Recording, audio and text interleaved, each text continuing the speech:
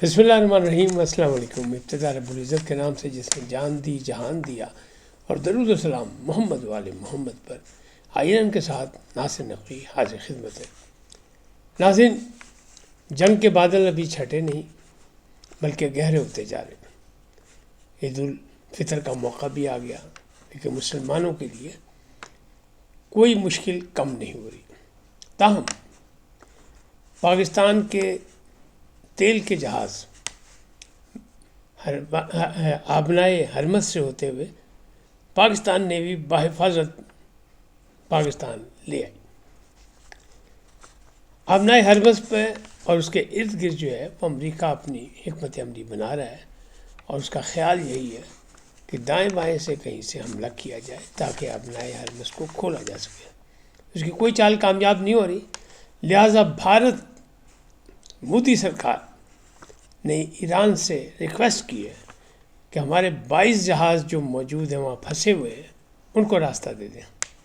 ایران نے کہا ٹھیک ہے لے لیں، لیکن جو ہمارے 3 جہاز آپ نے روکے ہوئے ہیں وہ ہمارے حوالے واپس کر دیں۔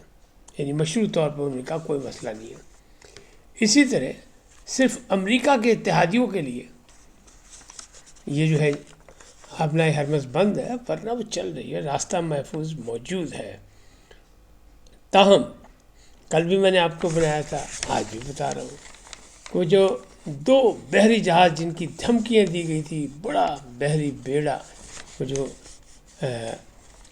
ابراہم لنکن، وہ میں نے آپ کو بتایا تھا بیک فٹ کھیل گئے، اور دوسرا جو تھا وہ جرالڈ فورٹ جو تھا اس پہ بھی آگ ابھی تک بجھی نہیں۔ وہ کہتے ہیں کہ آگ بائی چانس لگی، لیکن ایرانی افواج کا، ایرانی ذرائع کا کہنا ہے کہ ہم نے اس پر حملہ کیا، لہٰذا انہیں بیک فٹ کھیلنا پڑا، اور وہ آگ ان سے بجھائی نہیں جا سکی۔ اگر ہاتھ لگتی تو وہ بجھ جاتی۔ معاملہ بڑا گڑبڑ ہے۔ حالات کیا ہیں یہ بتاتا ہوں آپ کو۔ تل ابیب پر اور بغداد ایرانی یعنی بموں کا قہر، ایران نے وعدہ صادق کے 61ویں لہر کی ابتدا کر دی، اور آج شاید 62ویں بھی شروع ہو جائے۔ اور یہ جواب جو تھا، یہ قہر جو تھا، یہ علی لاریجانی کی شہادت کے بعد اس کے رد عمل میں دیا، اور ان کا ہم نے اپنا بدلہ لے لیا۔ جنوبی لبنان خالی کر دو ورنہ تباہی، یہ کس نے کہا یہ بھی آپ کو بتاتے ہیں ابھی۔ اور وال سٹی جرنل اور برطانوی اخبارات کے انکشافات کیا ہیں اس سے بھی آپ کو آگاہ کرتے ہیں۔ لیکن پاکستان کی خبریں اگر آپ دیکھیں تو آپریشن غزب للحق روک دیا گیا۔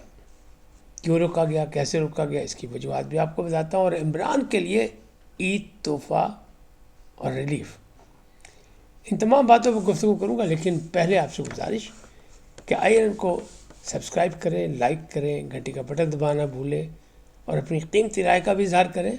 لیکن شرط یہی ہے کہ اگر آپ کا دل چاہے تو سبسکرائب کریں، میں یقیناً آپ کا شکر گزار ہوں گا، نہیں تو آپ کی مرضی، آپ تعاون کریں گے تو اچھی بات ہے، ہمارا آپ کا ایک رشتہ قائم رہے گا۔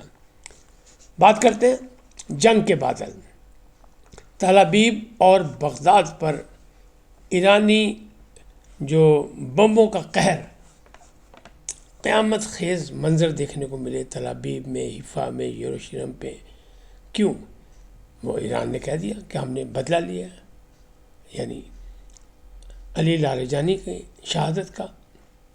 اور دوسری طرف جو ہے وہ جو آبنائے حرمت سے اور دوسرے معاملات سے جو امریکہ تنگ ہے، اس نے کیا کیا، اس نے ایران پر بم مارا 5000 پاؤنڈ وزنی۔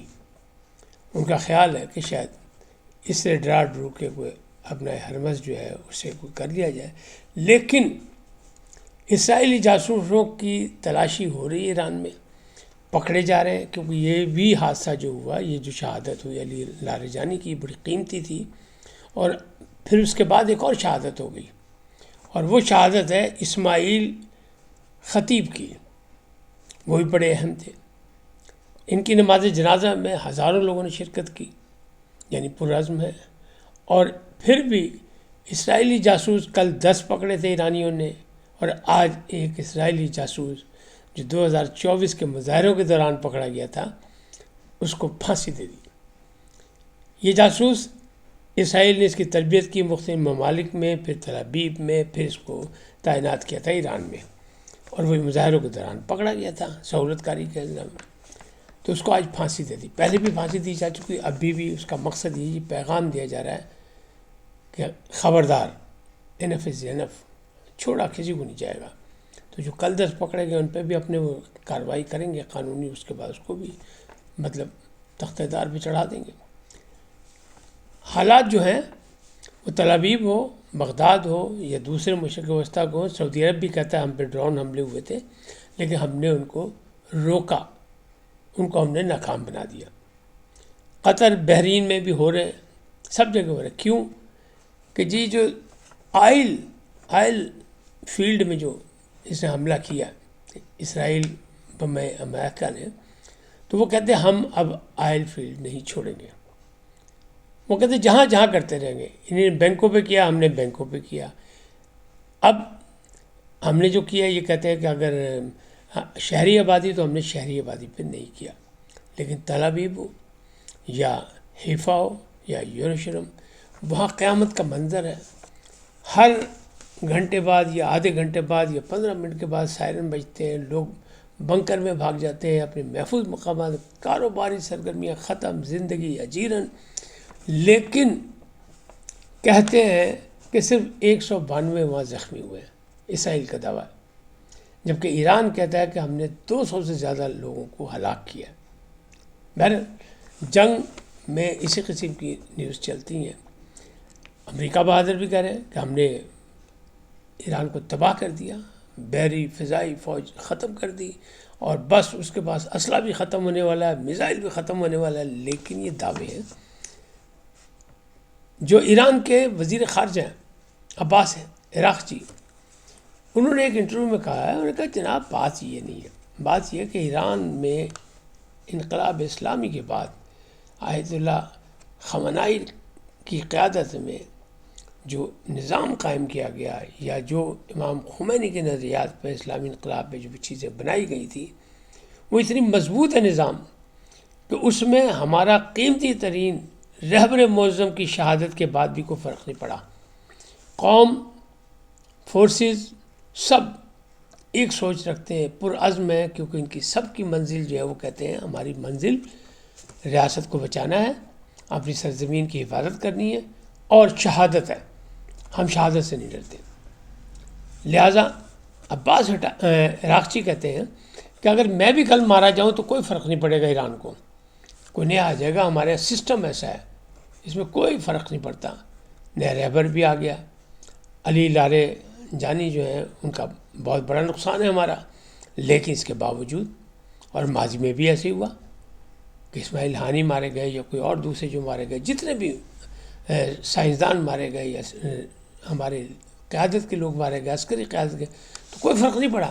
ایران اپنے پاؤں پہ کھڑا ہے اس لیے کہ اس نے منصوبہ بندی کی ہے، اور رہبر جو مجتبیٰ خامنائی ہیں ان کا ایک ہی پیغام ہے، وہ صحت و تندرست ہیں، صحت یاب ہیں، تندرست ہیں، اور وہ اپنے وار زون میں موجود ہیں، اور ان کی ہی قیادت میں جنگ لڑی جا رہی ہے، اور پرعزم ہے۔ وہ کہتے ہیں ہم انتقام لیں گے، ہم بدلہ لیں گے، بدلے کے علاوہ ہمارے پاس کچھ نہیں، اب اس لیے کہ نہیں۔ لیکن جو وال اسٹریٹ جرنل اور گارڈین کے انکشافات ہیں جو برطانوی اخبار کے، وہ یہ ہے کہ جو ایک برطانوی مشیر ہے قومی سلامتی کے، یعنی پاول، ان کا کہنا یہ ہے کہ مذاکرات جو ایران سے ہو رہے تھے اس میں موجود تھا آخری مذاکرات میں، اور ایران نے بہت سی پیشکش کی تھی، آفر کی تھی، ایسی آفرز تھیں جن کی وجہ سے یہ جنگ رک سکتی تھی، لیکن اچانک وانا میں جو مذاکرات ہونے تھے اس سے پہلے جناب اس کا شیڈول بن رہا تھا، اس کی حکمت عملی تیار کی جاتی کہ اس سے پہلے ایران پر حملہ ہو گیا امریکہ اور اسرائیل کی طرف سے۔ وہ کہتے ہیں مجھے یہ بات سمجھ نہیں آئی۔ اسی طرح جو کل اپنا امریکن ایک اہم عہدیدار نے جو انسداد دہشت گردی کے چیف تھے، یعنی وہ جو انہیں جو استعفیٰ دیا تھا جو کینٹ کا، وہ بھی استعفیٰ اسی تھا کہ انہیں نے بھی مختلف انٹرویو دی اور وہ یہ کہہ رہے ہیں کہ ہم نے منع کیا تھا کہ یہ جنگ نہیں کرنی، اور جنگ کرنے کا جواز صرف یہ ہوتا ہے کہ جب آپ پر کوئی حملہ ہونے والا ہو، اندیشہ ہو۔ ایران کی طرف سے کوئی اندیشہ نہیں تھا، ہم نے بتا دیا تھا، لیکن اس کے باوجود اب غیر آئینی، غیر قانونی، غیر اخلاقی جنگ میں ساتھ نہیں دے سکتا، اس لیے میں نے استعفیٰ دیا۔ تو جناب یہ حالات ہیں۔ اسی طرح وال اسٹریٹ جرنل کہتا ہے کہ جناب ایران کو آپ کمزور نہ سمجھیں، اس کے پاس ہر اسلحہ موجود ہے، ڈیفنس سسٹم موجود ہے، اور پس پردہ روسی مدد اس کے پاس ہے، اور ہو سکتا ہے کہ چین کی مدد بھی ہو۔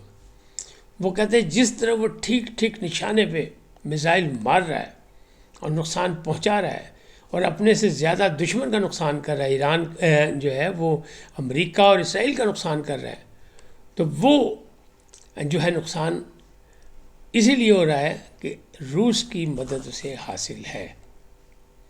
اب یہ ہے یا نہیں ہے جو بھی ہے، لیکن ایران پاؤں پہ کھڑا ہے اور وہ کہہ رہا ہے آبنائے ہرمز کھلی ہے، بڑا ہتھیار ہے، ہم نے انتظام کیا، لیکن صرف دوست ممالک کے لیے، صرف چین کے لیے، امریکہ کے اتحادیوں کے لیے نہیں، اور ہم اسے ہتھیار بنا کے استعمال کر رہے ہیں، جس کی ہمت ہے وہ کر رہے ہیں۔ اب جنوبی لبنان میں کہا کہ خالی کر دو ورنہ یعنی پھر تباہی۔ یہ جی IDE ہے، اسرائیلی ڈیفنس فورس، یہ اسرائیل کی سب سے پہلی جو فورس تھی جو بنا تھا جب کہ ابتدائی دنوں کی پائنیئرز میں، انہی نے دھمکی دی ہے۔ کل میں نے کہا تھا نا فوجی وہ داخل کر رہے ہیں لڑنے کے لیے، وہ کہہ رہے ہیں وہاں جو حزب اللہ ہے، دوسرے وہ کہہ رہے ہیں آؤ جی بسم اللہ آ جائیں، یہ کہتے ہیں ہم ایک حزب اللہ کے بندے کو ماریں گے، وہ کہتے ہیں ہم ایک سے نپٹیں گے۔ اب انہوں نے کہا جنوبی لبنان سے نکل جائیں، ہم حملہ کرنے والے ہیں، یہ نہیں دھمکی دی ہے۔ اس کا کیا رزلٹ نکلے گا یہ بھی نہیں لگتا، یہی ہے کہ جا کے وہاں بھی پھنسیں گے۔ اچھا، آپریشن غزب للحق روک دیا گیا۔ کیوں روکا گیا؟ دوست ممالک نے ریکویسٹ کی، جس میں سعودیہ بھی ہے، قطر بھی ہے، ترکیہ بھی ہے، UAE بھی ہے، چین بھی ہے۔ اس نے کہا عید الفطر کا موقع ہے تو جانے دو غصہ۔ پاکستان نے کہا بالکل ٹھیک ہے، ہمیں کوئی ضرورت نہیں، لیکن اگر ان دنوں میں بھی روک دیا آپریشن، لیکن انہوں نے کہا اس آپریشن روکنے کے باوجود بھی اگر کوئی افغانستان کی سرزمین سے کارروائی ہوئی اور ہمیں خفیہ معلومات ملی تو ہم اس کو جواب دیں گے، لیکن دوستوں کی انہوں نے حامی بھر لی اور انہوں نے اس کو روک دیا فی الحال، کہ وہاں بھی مسلمان ہیں یہاں بھی مسلمان ہیں، نہ وہ حملہ کریں نہ ہم حملہ کریں گے، عید الفطر خیر خیریت سے گزر جائے، اس لیے روکا گیا ہے، اس کے علاوہ کچھ نہیں ہے۔ اب بات کرتے ہیں عمران کے لیے تحفہ کیا ہے اور ریلیف کیا ہے۔ 12 مارچ کو اسلام آباد ہائی کورٹ نے فیصلہ کیا تھا، جس میں لطیف کھوسہ گئے تھے کہ رسائی دی جائے، ان کو الشفا اسپتال میں منتقل کیا جائے، ان کی آنکھ جو ہے وہ دوسری بھی خطرے میں ہے، تو کورٹ نے کہا تھا نہیں۔ انہوں نے چیف کمشنر اسلام آباد کو آرڈر دیا تھا کورٹ نے کہ آپ بورڈ بنائیں، میڈیکل بورڈ بنائیں، اور میڈیکل بورڈ بنا کے معائنہ کروائیں اور اس میں فیملی کو بھی آگاہ کریں۔ تو جناب وہ ہو گیا عارف خان کی سربراہی میں، جس میں ندیم قریشی بھی موجود تھے، اور دوسرے ڈاکٹرز جو تھے وہ ہیں اپنا کیا کہتے ہیں محمد علی بھی تھے، الطاف بھی تھے، اور اختر علی بھی تھے ڈاکٹر۔ 5 رکنی یہ بورڈ تھا۔ اس نے جا کے معائنہ کیا اڈیالہ جیل میں، اور الحمدللہ وہ صحت یاب ہے اور ان کی آنکھ پہلے سے بہتر ہے۔ میں نے آپ کو بہت پہلے بتایا تھا، شیڈول دے دیا تھا کہ 25 فروری کو ٹیکہ لگے گا دوسرا، تو وہ 23 کو لگ گیا۔ اب پھر 25 مارچ کو لگنا ہے، وہ بھی ہو سکتا ہے عید کی چھٹیوں میں ہی لگا دیا جائے، تیسرا جو ٹیکہ لگنا ہے ان کو، تو وہ لگ جائے گا، اس میں کیا ہے۔ اچھا، اب فیصلہ یہی تھا کہ چیف کمشنر کو یہ میڈیکل بورڈ رپورٹ دے گا، اگر میڈیکل بورڈ نے ریکمینڈ کیا تو ان کو اسپتال منتقل کیا جائے گا، ورنہ نہیں، اور اگر نہیں کیا جائے گا تو پھر یہ اسی طرح ٹیکہ لگانے کے لیے لے جایا جائے گا۔ تو ایک تو یہ، اور فیملی کی آگاہی، تو بشرا بی بی کو ان کی جب طبی معائنہ کیا گیا تو بشرا بی بی کو بلایا گیا اور وہاں وہ موجود تھیں، ان کی موجودگی میں کیا گیا تاکہ کسی کو کوئی اعتراض نہ ہو، کیونکہ جب فیملی کو کہا تو بہنوں سے پہلے اہلیہ آتی ہیں، لہٰذا اہلیہ کو موقع دے دیا انہوں نے۔ اب دوسرا جو ریلیف ہے، عید کا تحفہ کیا ہے؟ عید کا تحفہ یہ ہے کہ وزیر اطلاعات عطا تارڑ کہتے ہیں کہ ہم نے خصوصی احکامات جاری کیے ہیں کہ عید کے موقع پر عمران خان سابق وزیر اعظم کی ان کے بیٹوں سے بات چیت کرا دی جائے۔ دوسرا انہوں نے کہا کہ وہ ان کو ویزے کی ضرورت نہیں ہے، ان کے بچوں کو وہ جب آنا چاہیں وہ پاکستان آ سکتے ہیں۔ تو یہ ایک بڑا ریلیف بلکہ عید کا تحفہ ہے۔ تو اس وقت تک اتنے، پھر ملیں گے نئے موضوع کے ساتھ۔ جاتے جاتے آپ سے درخواست کہ عید کا موقع ہے، اپنا بھی خیال رکھیں، لوگوں کا بھی خیال رکھیں۔ آخری دن کل ہے روزے کا، اور دوستوں کو منا لیں، اگر روٹھے ہوئے ہیں معذرت کر لیں، اور اگر آپ نے کسی کو معاف کرنا ہے تو آپ معاف کر دیں۔ اس وقت تک پھر ملیں گے نئے موضوع کے ساتھ۔ جاتے جاتے آپ سے درخواست، آئیے ان کو سبسکرائب کریں، لائک کریں، گھنٹی کا بٹن دبانا بھولیں، اور اپنی قیمتی رائے کا اظہار اپنی شخصیت کے مطابق کریں۔ صدا سلامت رہیں، اللہ نگہبان۔ لیکن پہلے پاکستان زندہ باد، پاک افواج پائندہ باد، صدا سلامت رہیں، اللہ نگہبان۔